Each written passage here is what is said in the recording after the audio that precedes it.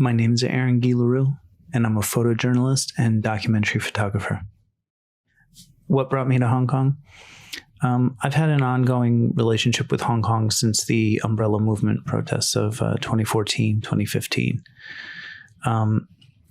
That was my first big exposure to doing kind of breaking news photojournalism.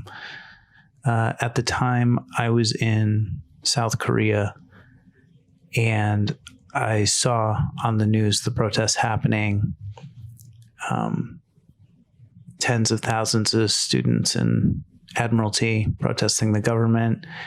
They get tear gassed, and then there's 100,000 people out the next day. And I was like, wow, that is bold. And so I came out and,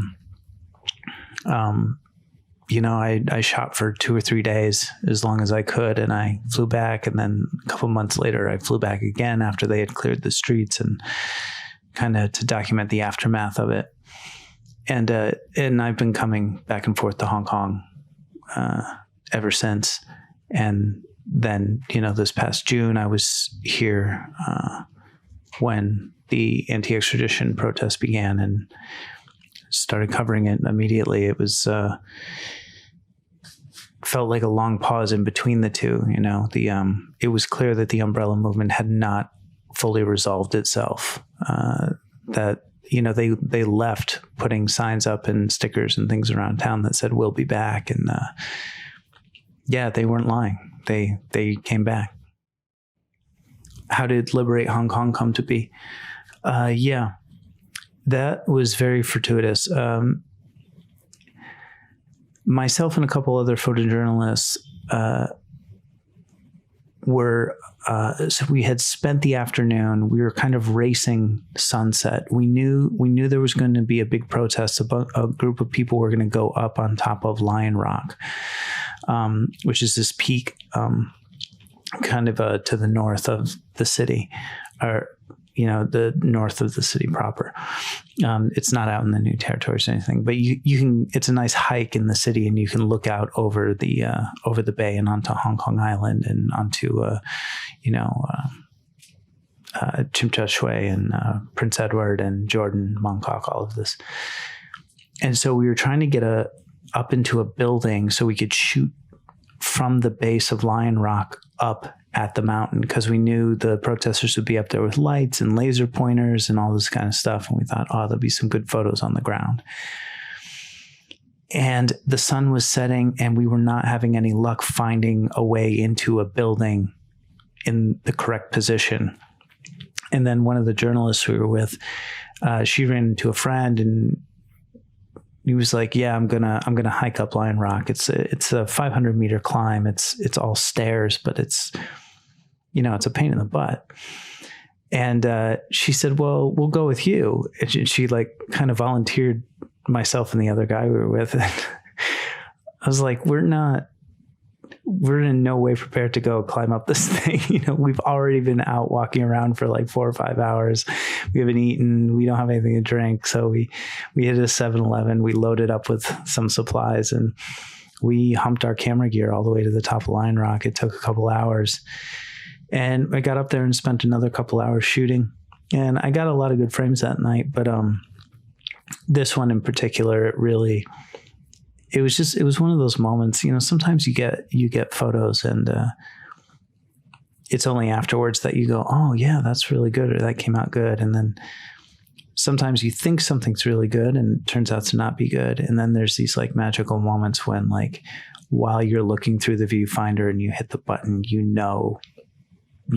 got it in the moment that you've got it. And this was one of those photos for me.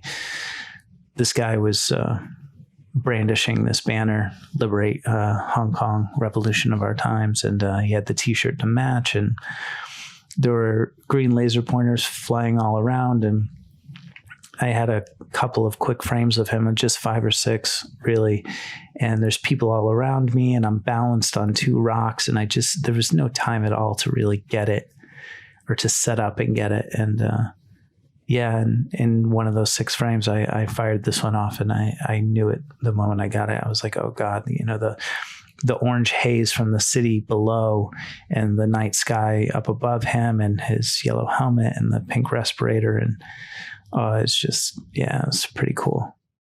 What did I take away from my time in Hong Kong? I don't know. I really kind of had my ideas about what it means to be a citizen kind of reshaped by seeing how Hong Kongers relate to their city and to one another. You know, in the US, to be a citizen is to just show up to vote, you know, when you need to. And it's so paltry in comparison to what I've seen Hong Kongers doing here. You know, they care for each other. They feed each other. They keep each other safe. They repair their city. They clean up the messes after the protests, along with the civil servants. They do it together. You know, early in June, I saw protesters wheeling sandwiches and water, you know, out to other protesters and stopping along the way in Admiralty to give a group of police officers sandwiches and water. And not 50 meters away, you know, there's a pitched battle in the street of tear gas and pepper spray and rubber bullets and pepper bags and all this stuff, you know, but it was like, there's still this core of like, we are Hong Kongers, we are in it together, you know. Now the days of sharing sandwiches and waters are, you know, long behind us, but I still see a lot of that here in Hong Kong.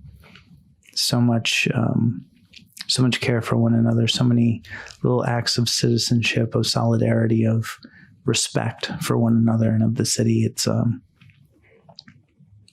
of the most beautiful things I've ever seen in my life, particularly amongst the difficulties they're having now, you know, the kind of realignment of society. And it just, man, what I wouldn't give to see some of that in my own country. I mean, if every nation and citizenry behaved like Hong Kongers, like the world could be a really spectacular and amazing place to live in.